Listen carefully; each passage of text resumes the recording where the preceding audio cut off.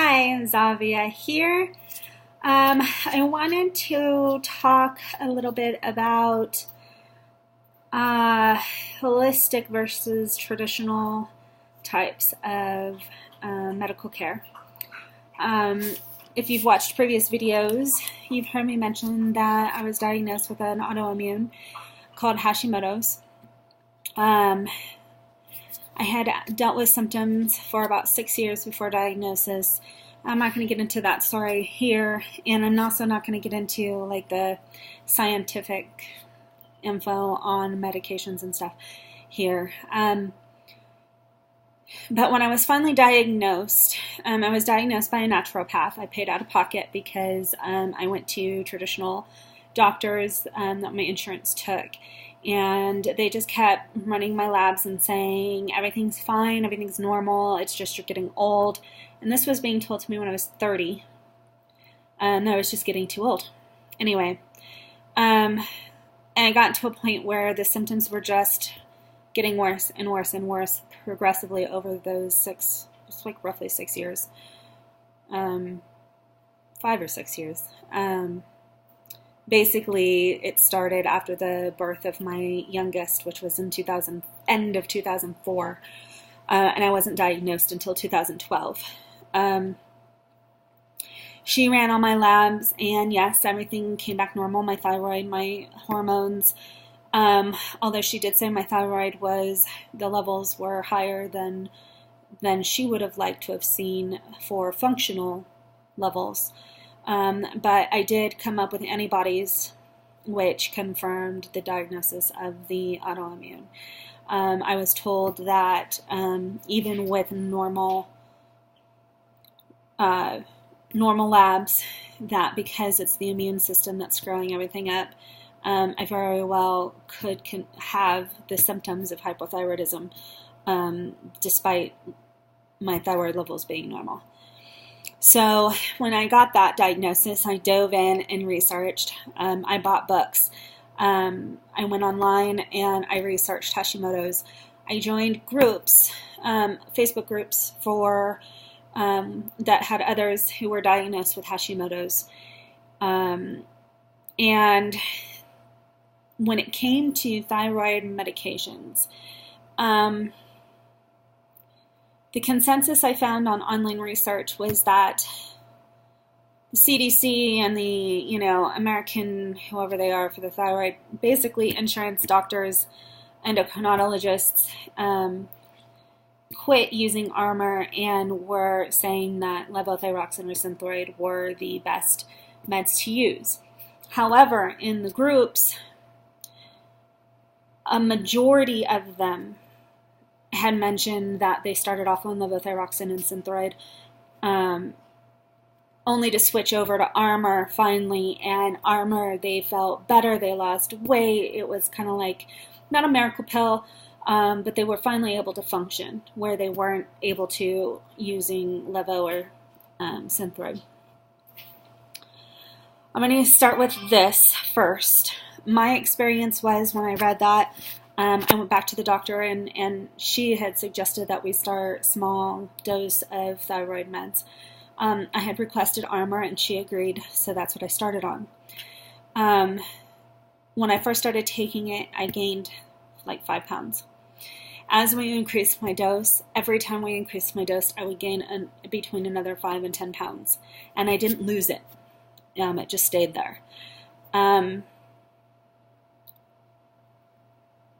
Went through various doctors because I couldn't keep affording to pay out of pocket, plus the naturopath that I was seeing, who was affordable, she moved out of state, and so that kind of left me with relying on traditional doctors.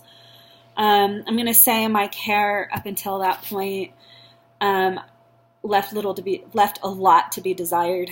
There was a lot of not listening to how I felt, and I even was referred to the psychologist because they thought my symptoms were in my head, only to have the psychologist confirm that I was perfectly normal.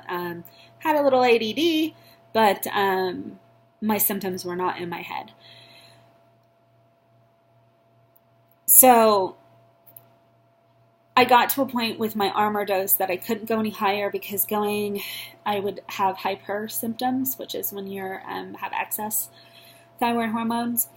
So I was kind of stuck on this one dose, and I kind of just accepted that that was going to be the way it is.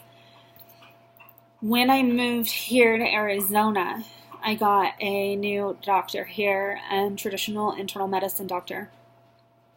And at this point, I'm willing to try anything because, I was feeling kind of okay, but it's still the fatigue and some other symptoms that I had were still a big part of my life and created a lower quality of life because of it. He switched me over to levothyroxine and upped my dose. He said I was way under-medicated based on what he saw in my labs and the dosage that I told him I was taking. So we switched over to levo and we upped the dosage. Now I can say that my level of fatigue is still up and down, but I'm having more days of not complete exhaustion. But what I noticed the most was that up until we switched my meds, the brand, I had been living a very subdued, I was just subdued. I was too tired to really care about anything. So, I had quit wearing makeup. My hair was always up, which I still wear it up a lot now because it's dry and it gets frizzy and it's windy here and I don't know, and it just gets in my way. But I didn't realize how much I was still just down and probably mildly depressed. And I just noticed a huge difference when we switched over to the levothyroxine. So my point here is that you need to experiment. Anybody else who is going through, who maybe has the same diagnosis I do, or even with other medical issues, and you might have options of different medications to take for it. Try different ones and see which ones make you feel the best. As far as my case goes, it's hard to find a doctor who's going to prescribe Armour. But in my case, I'm thinking I probably won't go back because I'm feeling better on the levo. When you're going into groups and you're going online, there's a lot of needing of content out there saying that you need to do everything this holistic way and that the traditional way is shit. And I understand that to a point. And like I said, my experience with the doctors themselves was not that great. But when it comes to your medications, when it comes to the food you eat, having Hashimoto's, there's talk like you have to do the autoimmune paleo diet, which basically means you're eating nothing but meat and vegetables. But you can't have potatoes, you can't have peppers of any kind. It's a big long list. No eggs. Long list of foods that you can't eat. I wasn't about to give up my salsa. So tomatoes, I wasn't giving them up. But there's a lot of, I don't know if pressure is the right word, but it's easy to get lost in all the information and knowing what is right and what is not right. And people will tell you that their way is the best way and you can't do the other way. And that is so wrong. As far as diet is concerned, for anybody with any chronic illness, I would suggest doing the elimination diet so you can see what foods trigger you. Like gluten doesn't actually trigger me so much. I went gluten-free for, quite a few years. Not quite a few, but 2 or 3 years. And I mean, completely. Because I did find that was a trigger. And I initially went gluten-free because I heard so many people who said they did that and they lost all this weight. So I thought, okay, well, let me try that. But what the elimination diet does is when you reintroduce the foods, you're going to be able to notice at that point what foods might trigger certain symptoms. And then you can make the decision to either stay away from it or not. Sometimes I eat foods that trigger simply because, well, I don't know, maybe I'm a glutton for punishment. But I believe we're here in this life to enjoy life. Obviously not to excess, but to me, it just, not to be able to eat any foods other than meat and vegetables was just very boring to me. I like to go out to restaurants and try different restaurants and eat different. I'm a picky eater, but I do like to try out new restaurants, and I can't do that if I'm gluten-free, tomato-free, potato-free, egg-free, so on and so forth. So I kind of pick and choose, and then I deal with the consequences. But I do know what my food triggers are. So I would say do that and do what works for you. Find the diet that works for you. For me, the paleo diet actually is still too constricting, but I actually felt a lot better. So I'm not really doing any diet now. In fact, I'm eating like shit. And what can I say? But if I were to eat like I should be, where I know that I'm gonna have the most energy and feel the best, the Whole30 diet for me, it works fairly well, and I'm not bloated, and it's not too restricting. So when I get the energy to do that, and really my drawback with that is that I hate cooking, and well, it's actually not the cooking, it's the prepping that I don't like. In fact, I'd rather go pick up the dog shit than to do prepping.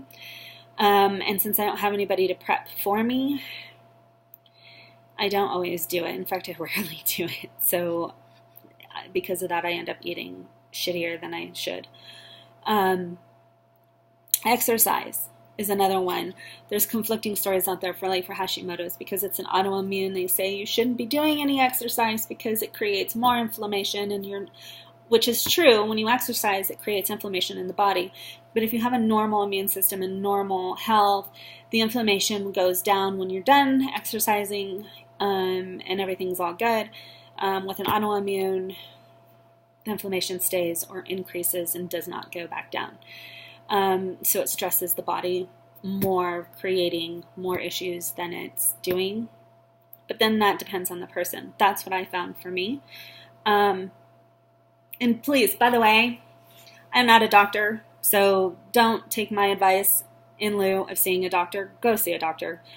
And my way is not going to be necessarily your way or somebody else's way. It's just what's worked for me. And I just wanted to give permission for you to experiment with what works for you. I find doing cardio, like on the treadmill or on the elliptical, is too much for me. But I can go hiking, which seems counterintuitive, but I'm going to say it's probably works, because for me, when I'm out in nature and I'm out there, it's such a stress reliever for me. It allows me to have time to myself. I can, relieve some stress. I can just kind of go within and just, I don't know, not even think about any of that stuff. I just go out in nature and I take photos. And that works for me. So you need to find the exercise that works for you and the level of exercise that works for you. Maybe going out and doing CrossFit isn't a good idea to start. Maybe eventually. I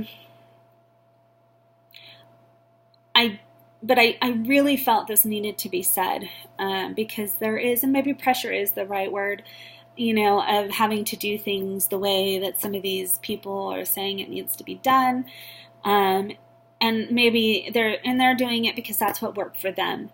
And that's fine. Try it. See if it works. But if it doesn't, it's okay. It is okay. Don't beat yourself up. You just need to keep experimenting to find what does work.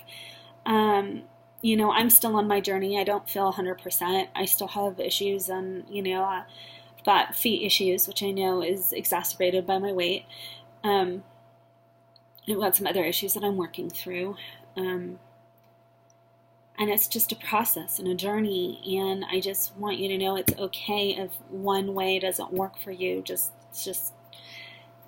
don't even stress on it, Pretend like you're a kid on trick-or-treating. You watch the kids when they go trick-or-treating. When they go to one house and somebody's not there, or they ran out of candy, they don't sit there and mope around for hours on end because that house didn't have candy. They just, they might be less disappointed, but then they run to the next house and the next house and the next house and the next house. And that's how the attitude needs to be when you're trying what works to figure out what works for you. That's really all I have to say about that. I hope this gives some hope to some of you. And definitely, if you have questions, please leave them below in the comments. I'd be more than happy to answer some questions, and if I see a topic that keeps coming up, maybe I'll do another video on that topic. But yeah, so I hope this helps. Please let me know in the comments. Like my video, share it, subscribe to my page. I know my page isn't just about autoimmune or chronic illnesses. It's kind of a random page. But maybe you get a kick out of some of that other stuff too. So with that said, thank you for watching. Like, share, and subscribe. See you later. Bye.